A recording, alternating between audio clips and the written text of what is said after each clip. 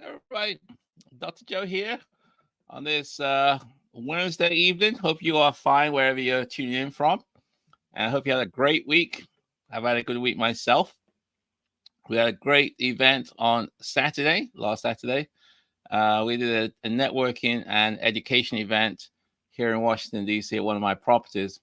It was great. So if you attended, I'm sure you will probably agree with me. We had a great turnout, more than I thought would be, based on feedback. I think everybody had a good time as well.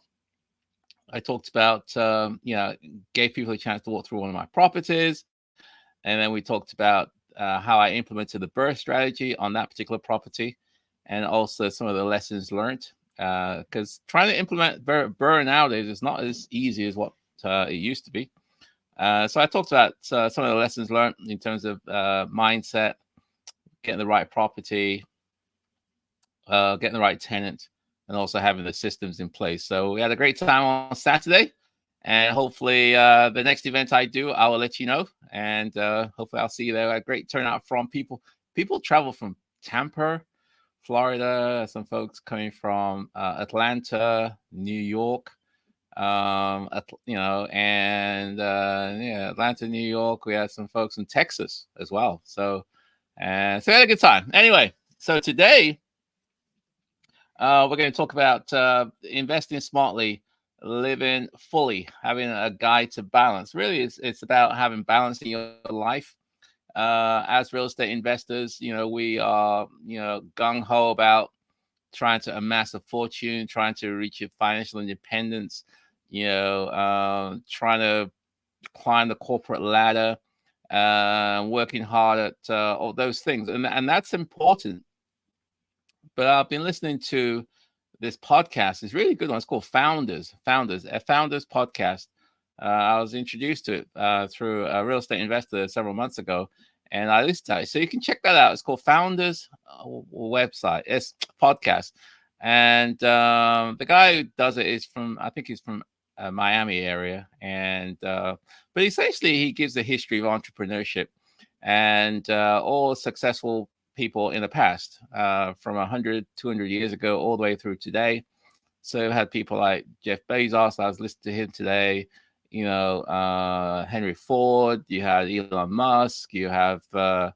What do you call it? Microsoft guy, Bill Gates. I mean, you've had, and they kind of talk about their story, their history, and how they became who they are. And what's really fascinating is not what I'm learning most is really it's the journey that each of these founders or investors or entrepreneurs went through, and how they got there. Not so much what they did after they amassed wealth, but that journey to get to where they were, and that's the focus of the podcast. And what's clear, and that's the reason for today, kind of a long reason why I'm doing this, is because at the end of their lives, a lot of these folks, they talk about their biggest regrets, and a lot of people, it's good to talk to people, older people especially, about what their biggest regrets in life has been, and even those folks who's made billions and billions of dollars, they have regrets. A lot of them is the lack of balance that they had in their life. Yeah, they got a lot of money, but what did they lose in pursuit of that? Did they lose friendships, lose their health, lose their family, the children, and and so on. And these are some of the biggest regrets that a lot of these folks have, is the lack of balance on their pursuit, on their journey. And that's the reason why I want to talk about today, the importance of having balance. Because you don't want to be the richest person in the cemetery, as they say. What do you expect people to remember? What would you like people to remember you for? And what difference did you make in your life while you were here? Are people going to be proud of you? Are people going to remember you? Or they're not? And I know it's kind of a not a really great topic, but it is what it is, and the importance of balance. And so that's why I want to kind of talk about today is making sure that on our journey towards financial independence, on our corporate ride or drive or journey, that we make sure that we prioritize what's important. We know what's important, and we have balance in our life as well. So, okay, so that's really the backdrop to here, and hopefully that makes sense. And for me, I realized that what I was pursuing for what I was, as you know, my story was passive income, and and having rental properties that generated passive income so that I could be able to leave my corporate environment and then be able to do more real estate investing full time, and then have more time to do what I thought was important. This year, one of my goals is to, and that's the pursuit of balance. I really enjoy traveling, and I just find it fascinating, especially going to uh, other countries. And so my goal is to go to at least 3 countries every year.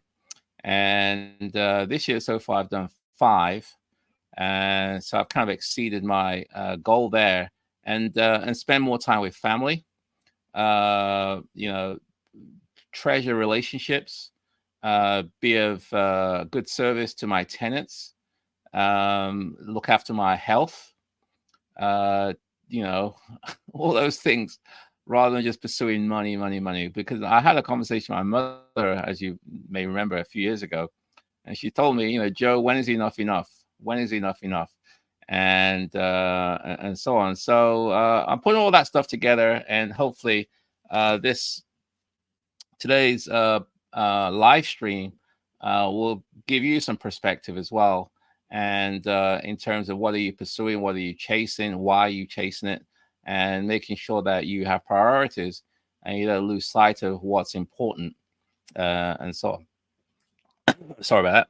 So anyway, in a world driven by ambition and competition, the pursuit of success, leads individuals like you and I down a path of relentless dedication to our careers and our goals. That's one of the things that successful real estate investors are. They're almost relentless in terms of their dedication to their goals and also to their careers, and that's good. Now, real estate investors, obviously, or real estate investors, no exception to that. We can be, have a pursuit, our quest for that. I know when you listen to people like Bigger Pockets, everyone's bragging about how many doors they have, and and all this kind of stuff, as if that is the whole purpose of life. But it's not. And a lot of folks, really, if you dig down below the surface, they have a really unfulfilled, imbalanced life, and it's really not that fulfilling. And in my opinion, that is.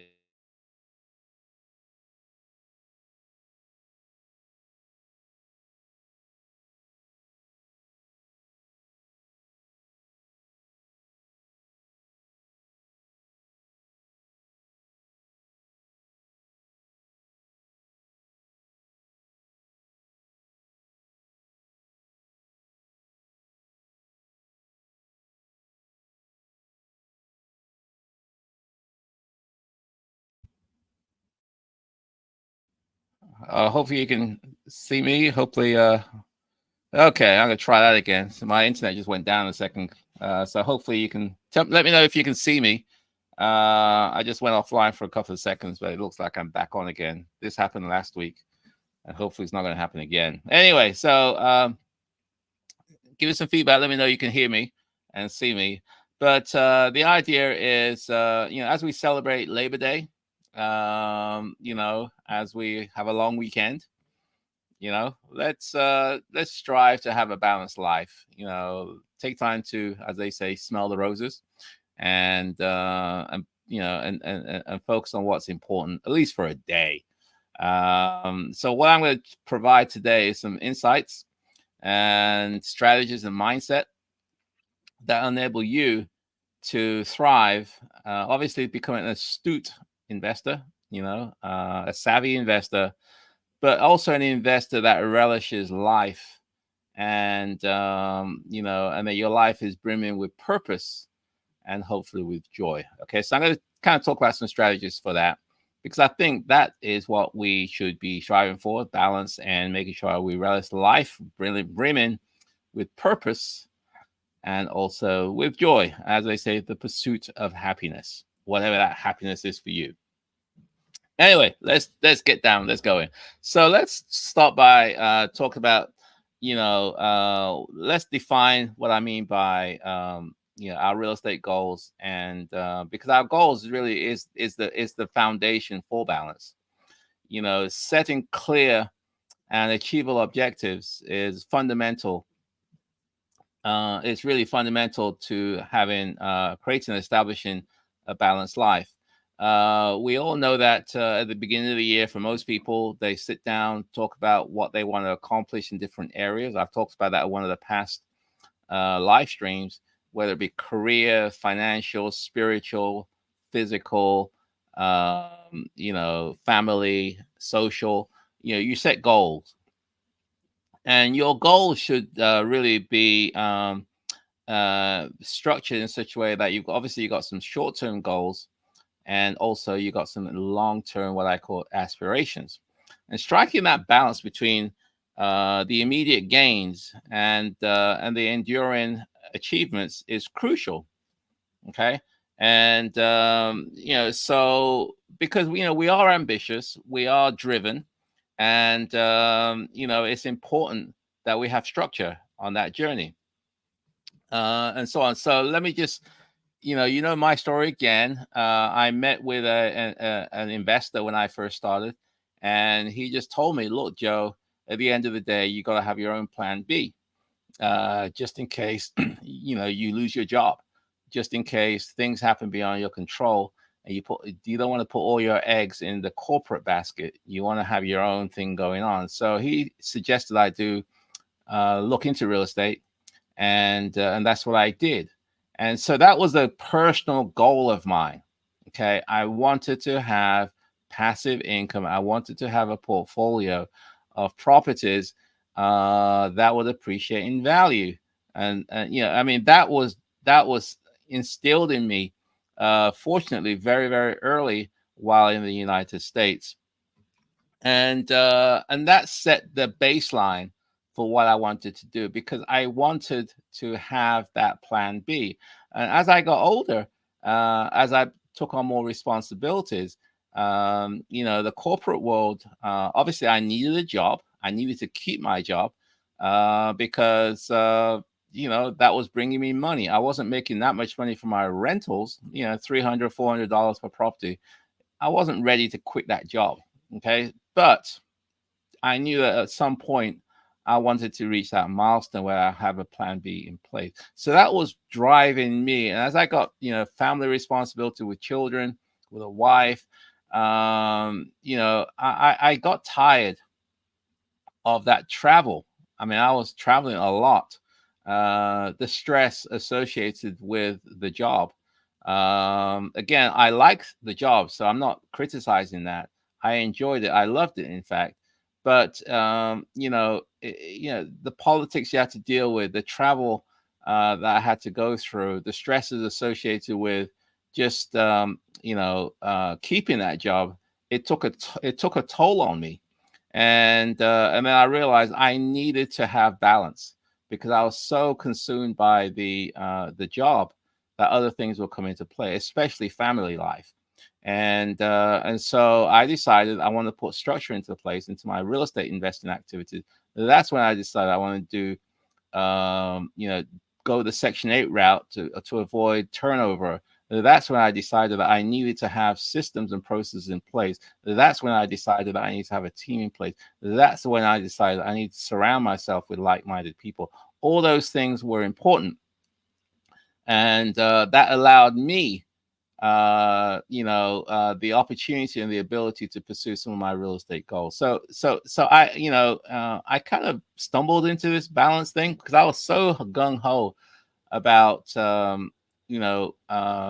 being the best employee at the company, and that was okay. But I realized, looking back now, it's probably I'm glad that I decided to get into real estate, and I'm glad that I didn't put all my eggs into that real estate basket. And the funny story is that you know, people get laid off, companies go down, and really this it's not so much because you're a bad person. It's just because things happen, the economies change, and but without that plan B, you got to be real careful. But also, you want to make sure you don't lose your family. You want to make sure that your children see you. You want to make sure that you maintain your health and you maintain your sanity. Because what's the point in doing all that stuff if you lose your family, lose your health, lose your lose everything? What was the point? Okay, so hopefully this is making sense. That's why it's so important to have balance. So navigating the real estate journey, which is time, finance, and commitment. It's not easy when you're pursuing real estate investing. It's not. It takes quite a bit of sacrifice, both in terms of time, in terms of finances, and how much you want to devote to this. It does. Forget what the gurus tell you. All you got to do is just buy a course. Give me your credit card, and then suddenly everything will be okay. It doesn't work that way. So you've got to have the dedication, but also you've got to make sure that you kind of have you allocate enough time for other things as well. Okay, whether it be for for your health, and taking care of your business, okay, and so on. So smart investments it's really important that we allocate our limited resources, both in terms of our time, our finances, and our commitments, such that we don't lose sight of the ultimate goal. And that's what we want to do. So navigating that is not going to be easy. It's a challenge. I get it. But it's something that I think we all need to strive for. So what's the balance for you? I don't know. I don't know what the balance is for me. I wanted to make sure that, I could at least see my family, see my children, see my wife while they're awake in the morning, awake at night, before I come home. And it was crazy. I remember that the job I had, which is in a consulting group, we used to leave on sometimes Sunday night to go to a client's facility, wherever they are across the country, leave on Sunday night and come back Friday night. Can you believe that? That was my schedule for several months at a time. Leave Sunday night, go travel to some place, stay in a hotel, work at a client site, and then come back Friday night, which means that my only full day was Saturday. That was it, because Saturday is the day I'm so tired, I just didn't want to do anything. And then I have to get ready for Sunday to leave again. Okay. So that is what I wanted to escape. That was not a life of balance, in my opinion. And I had a good income. I got a good salary. I had, quote unquote, good prestige in terms of the position, but I was just totally out of whack in terms of balance. I was gaining weight. I was getting stressed very easily. It just wasn't working. Okay, so that's that one. So the crucial balance, the crucial role of balance, why we talked about that, because I was almost teetering on burnout. The stress was taking its toll on me, and it was straining relationships for me. And the same thing could be for you as well. If you're not careful, that you'll burn yourself out. You'll get stressed up. Your health will deteriorate. You get high blood pressure, and you get antsy all over the time. And you got to be careful, because relationships is going to be key for you, and you don't want to damage those relationships to the point of no return. And so, that is, and how do you avoid that? Is making sure that you are focused on the right things, okay, and restoring equilibrium when it gets totally out of whack. Okay, hopefully this is not lecturing. I hope this is a good conversation. Let me know if you what you think about this topic. It's not a topic that a lot of people talk about, but I wanted to do it because, again, we're going to Labor Day. And Labor Day, supposedly, we're going to have a day off on Monday, and we can restore the battery, rejuvenate the battery, and so on. So, what are the strategies for real estate invest? In terms of obtaining that balance? Okay, and it's really through leverage and what I call diversification. Okay.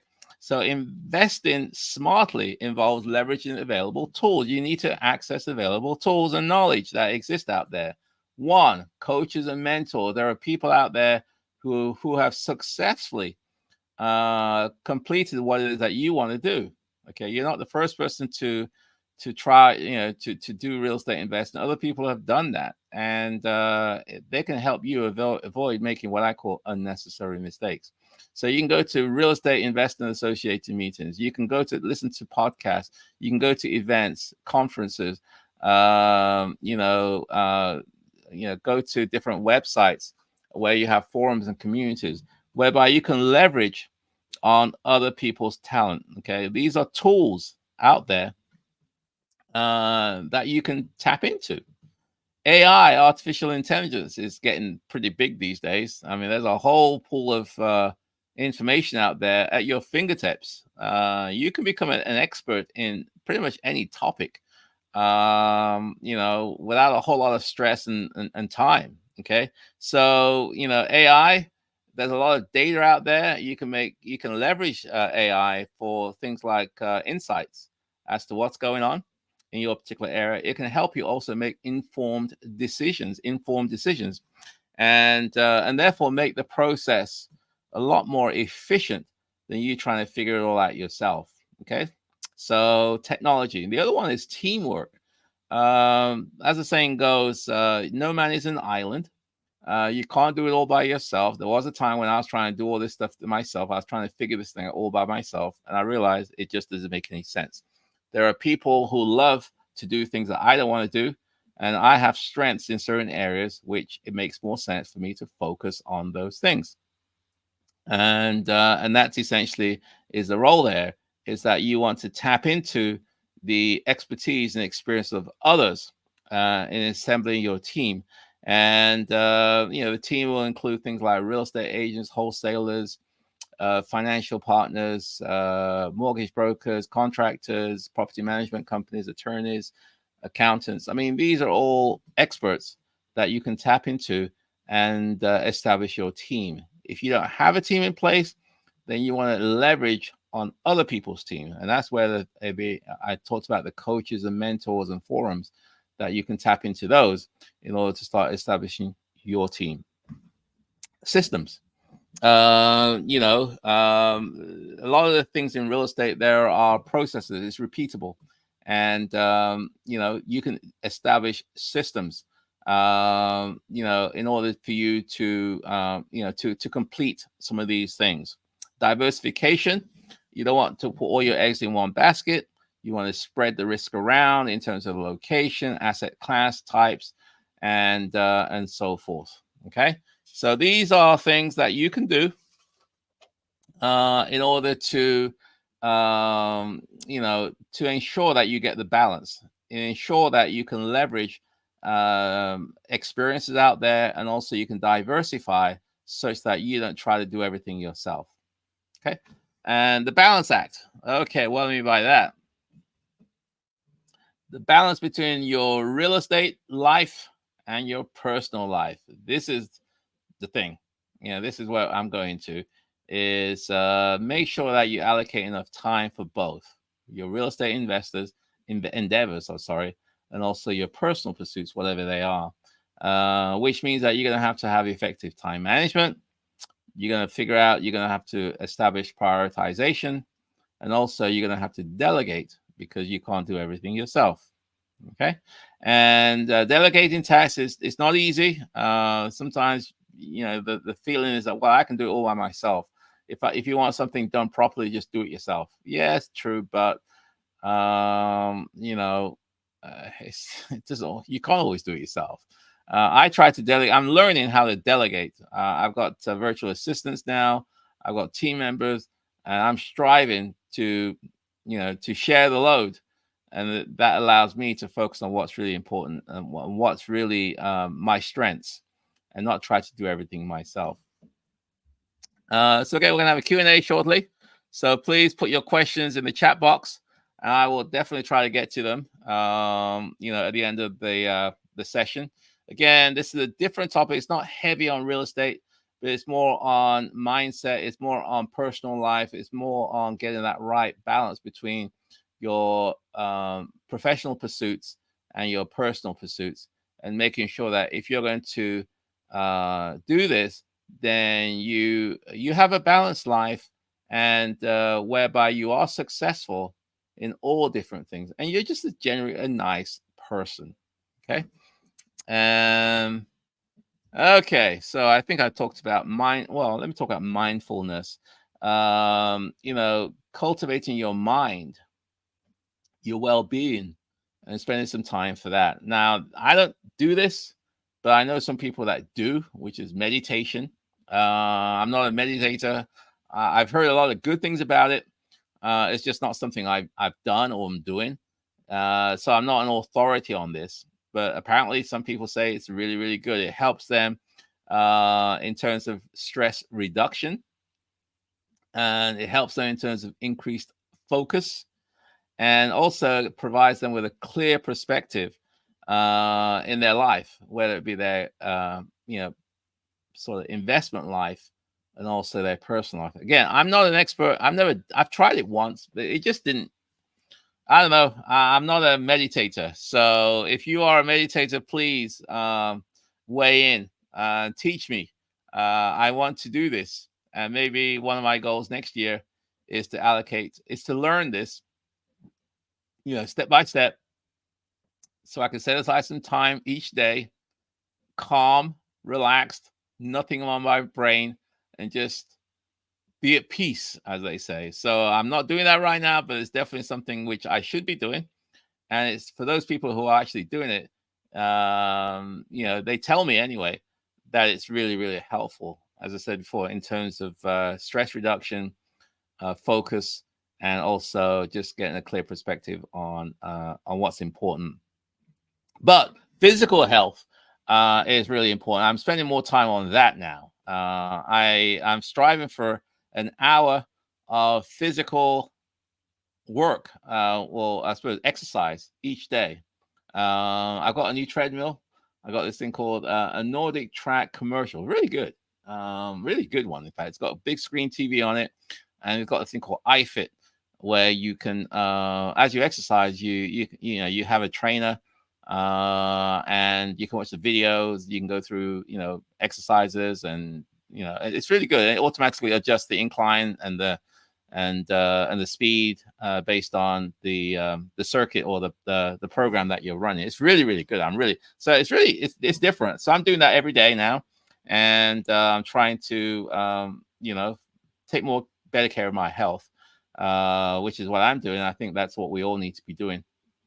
We really get one health, and we have to make sure that we protect that as much as possible. So mindfulness in terms of nurturing and your own personal, physical, and spiritual well-being. Okay, cultivating relationships, the heart of balance. Yes, relationships.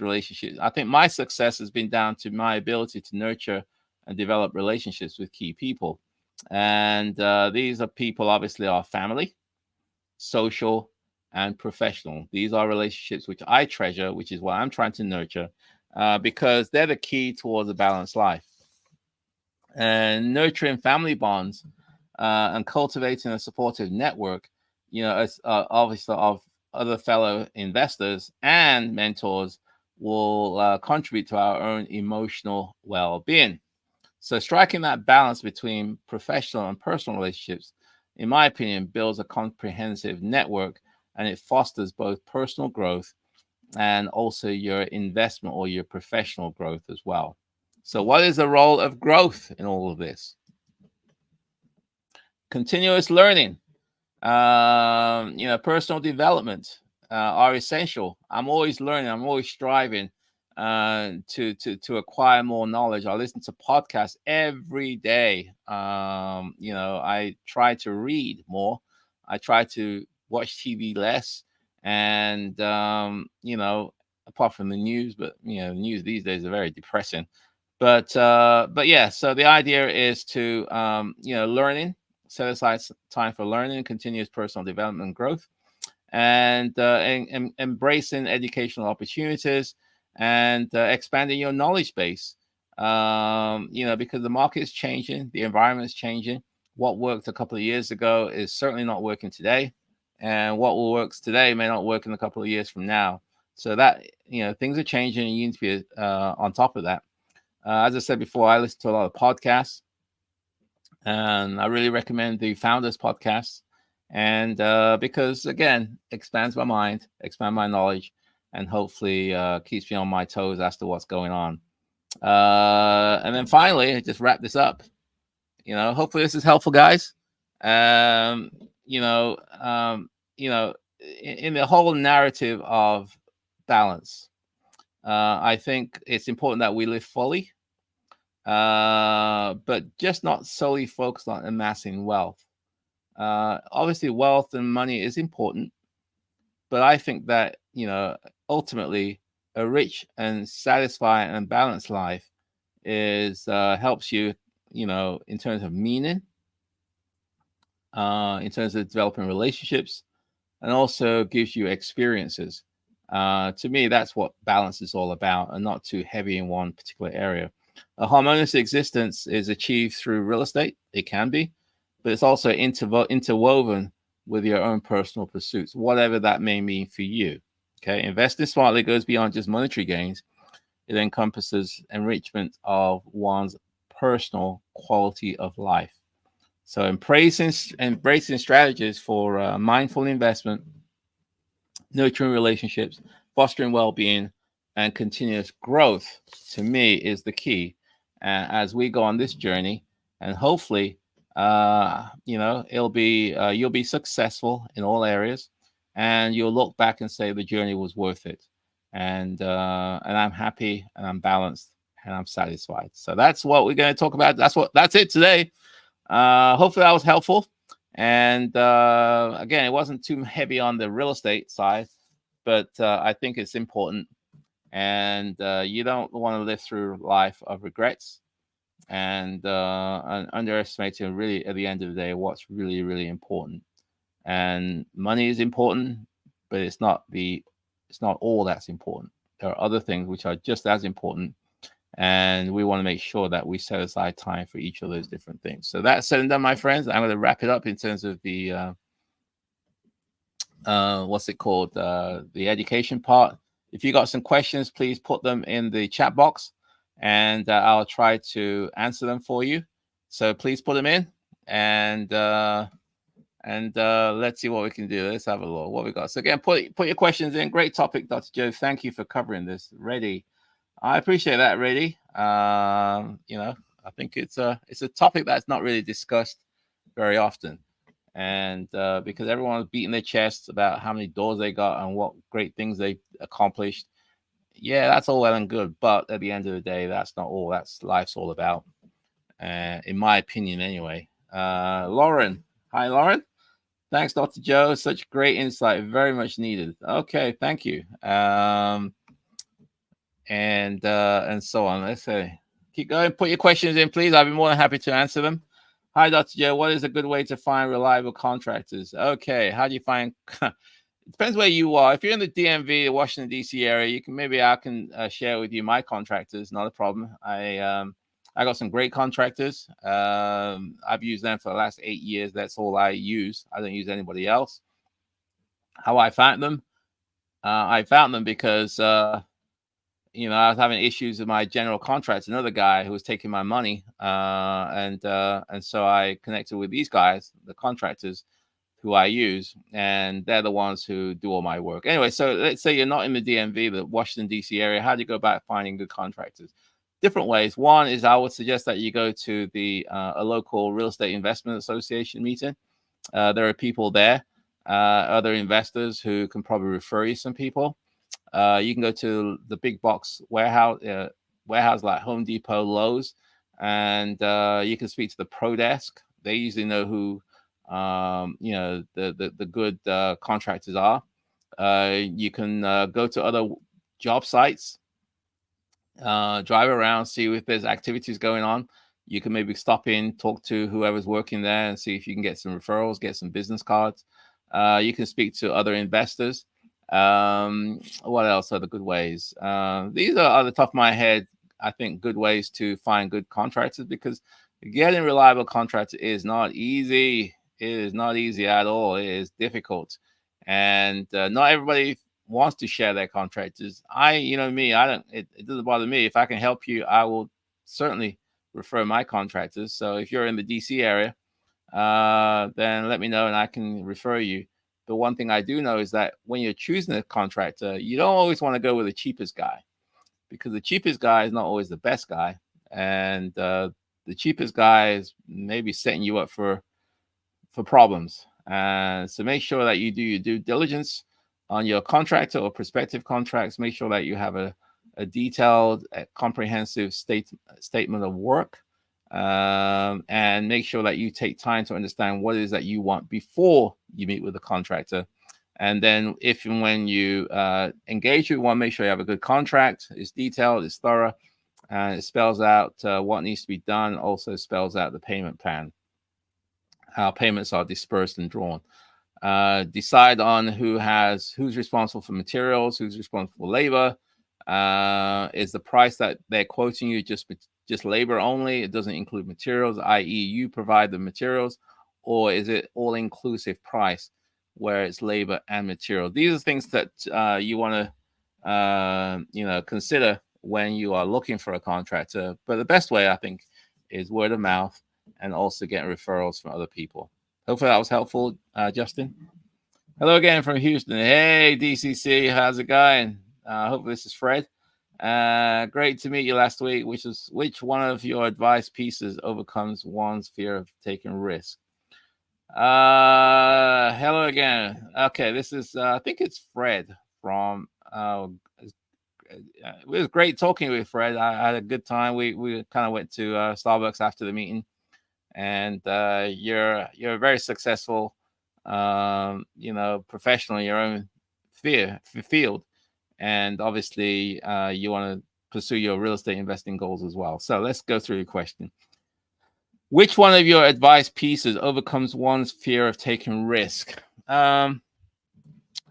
Taking risk. Risk is everything is risk.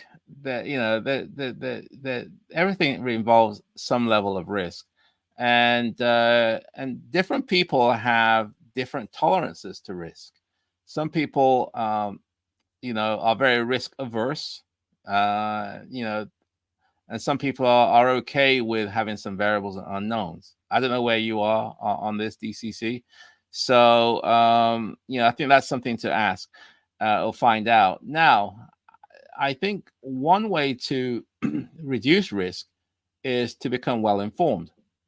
Become more versed with what it is that you're trying to do, and speak to people, and seek counsel from people who successfully doing what it is that you want to do. Okay.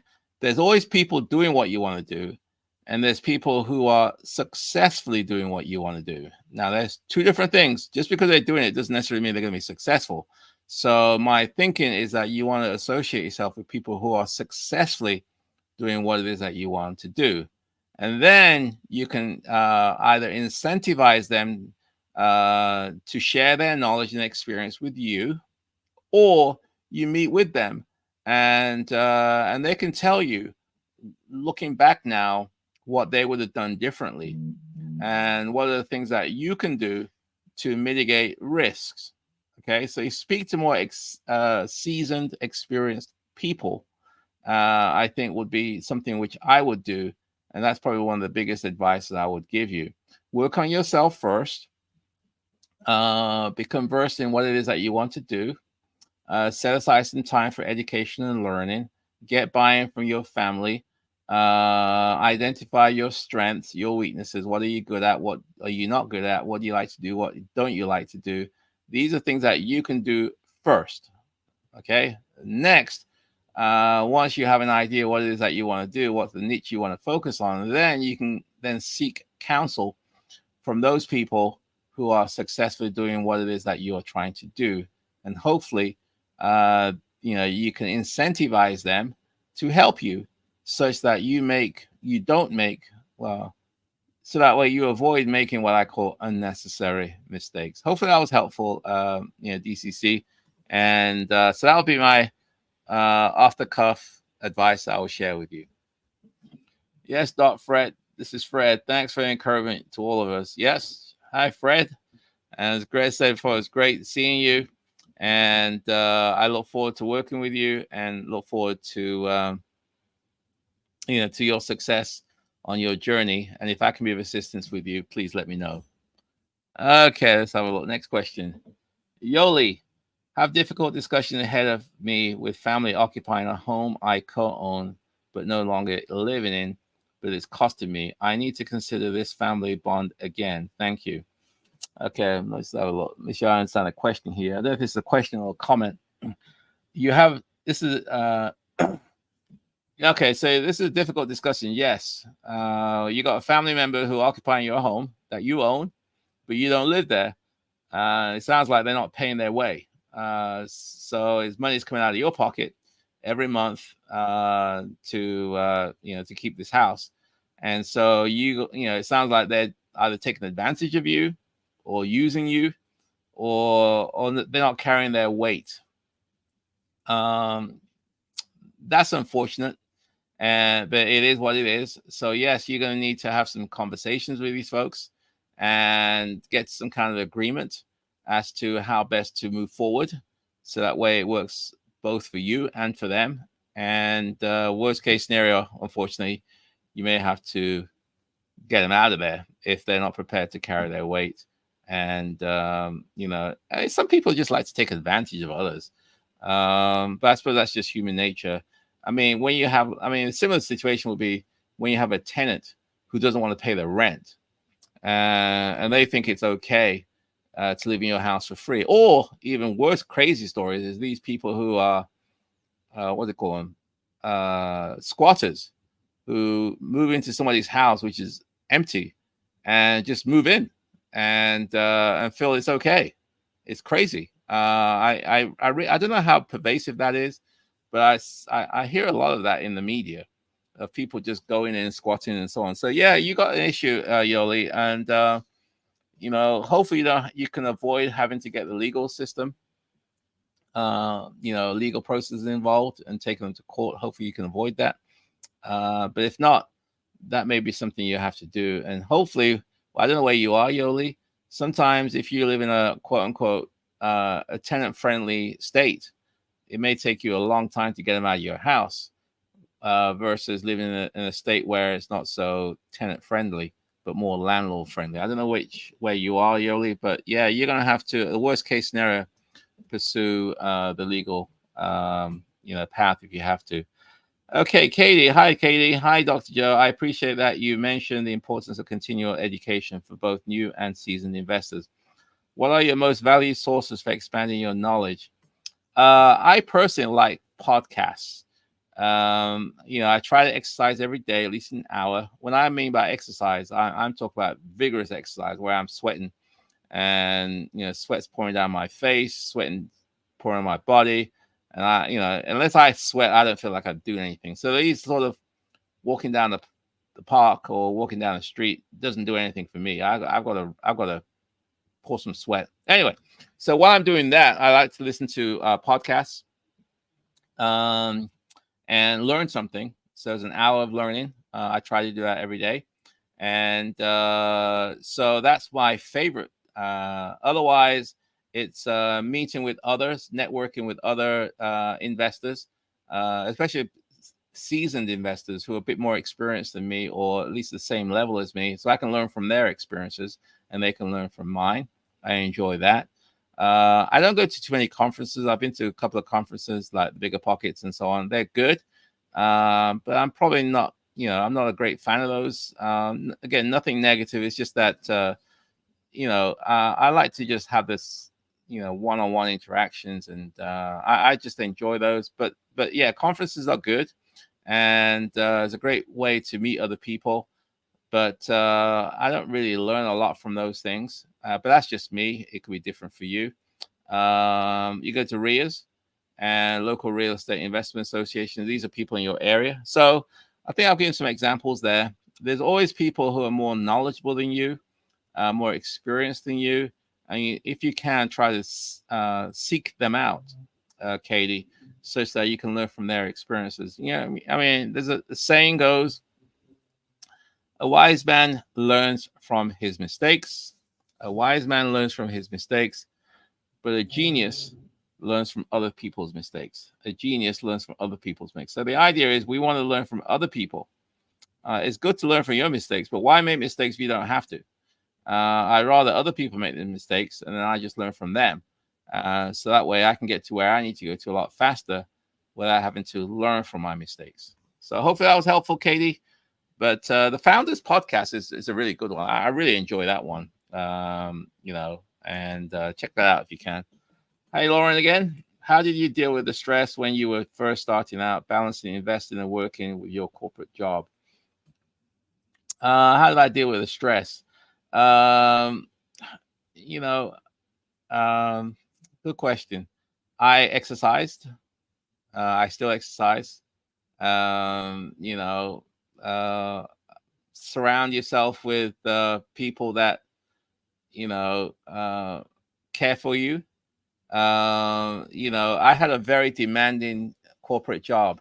I'll give you 3 examples, in fact. I worked in Beijing, in China, for 6 months at a time, twice. Okay, and I still had a portfolio of real estate. So I had to figure out how do I, keep these rental properties while I'm overseas for 6 months at a time. That's a balancing act, and that required me to start putting together a team. It required me to start putting certain things in place to handle if something goes wrong with the property, if there are tenant issues, collecting rent, maintaining the property. You got to have systems in place. I put home warranties in place. I had my tenants pay their rents automatically. I would reach out to the tenants every now and then. And so these are things I was doing while I was traveling. It was very stressful, but I stayed focused on the prize. The prize was ultimately, I'll be able to leave the corporate world and therefore be able to, leverage on the power of real estate. So I was staying focused on that. So despite the issues I had, despite the problems I had, despite all the challenges I was getting, I stayed focused on ultimately at some point I'll be able to, be able to transition from the corporate to the, the real estate investing side. So that was me. And, yeah, it was stressful. It wasn't easy. And that's why, this buy and hold stuff is not easy. It's not what they say, just buy a house and everything's going to be okay. No. It requires some care and feeding and nurturing. But I enjoyed what I was doing at the job. I took the job for what it was, which was it's a means to an end. In order to get a mortgage, you need a job. So I had to have a job. I wasn't generating enough income from my rentals in order to leave my job. So I had to make sure that I did what I had to do at the job to keep it. I wasn't so naive and say, I'm going to stick it to the man and tell my boss what I think of him. No. I did a good job. I worked hard at the job, and I didn't take advantage of anybody at work. I did what I had to do at the job, but I also realized that I had to have my plan B in place. So I was still doing my real estate and putting systems, developing relationships, and simultaneously as well. It's kind of interesting how one of the meetings I went to, I used to do these rehab workshops where I invite people to my houses, and one of the meetings, believe it or not, one of my former bosses attended. He was doing wholesaling, and it's kind of interesting how They had no idea I was doing real estate. I was doing real estate. So I mean, I didn't tell anybody what I was doing. I just kept it under a low profile, and just, it wasn't their business. I didn't want to advertise to people. I wasn't bragging. I was very low key. But it's interesting how, we work for the same company. You know, fast forward a few years, and you look at, you know, you got a good job, maybe you lost your job, but other people decide to invest their time and money on real estate, and now it's worked out. So real estate is not easy, but it's doable, and I strongly recommend that we all pursue that, and especially the buy and hold model, because as I say, the good thing about the buy and hold model, especially if you live in an appreciating area, is that you let time do the heavy lifting. Let time do the heavy lifting. You just have to make sure that you can survive that delta period between now and then, such that you can fully realize the power of real estate in terms of tax benefits, appreciation, equity buildup, leverage, and so on. So okay, I think I'm gonna wrap it up today. It's 7:55. I hope today was a good one for you. A lot of good questions, and I'm gonna see you hopefully next Wednesday. And don't forget, it's Labor Day on Monday, so take some time to rejuvenate, recharge the battery, enjoy yourself, relax. Make sure you understand what's important. Not everything. It's not all about just making money. It's not. It's about having balance, and make sure you have the right balance in your life, such that you do good, you make money, but also you're remembered. People love you because of what you've been able to accomplish, and they love you for who you are, and you've made a difference in other people's lives. That's what I'm striving for. I'm trying to build wealth. I'm also trying to do good. So with that said and done, my friends. Okay, let's have a look. Who else can? Okay, the education networking event that took place on the 20th looks like it had a good turnout. Do you have any events scheduled for in late September? We had a great turnout, Katie. It was packed, and we had a good time. So I'll see if I do another. I may do another event in September. I'm not too sure. We'll see. And if I do, then I definitely will let the community know, and hopefully I'll see you there, Katie, and everybody else. So with that said, my friends, I'll see you next Wednesday. Don't forget to relax for Labor Day, and I'll see you at the top. Make sure you have some balance. Take care. Bye for now.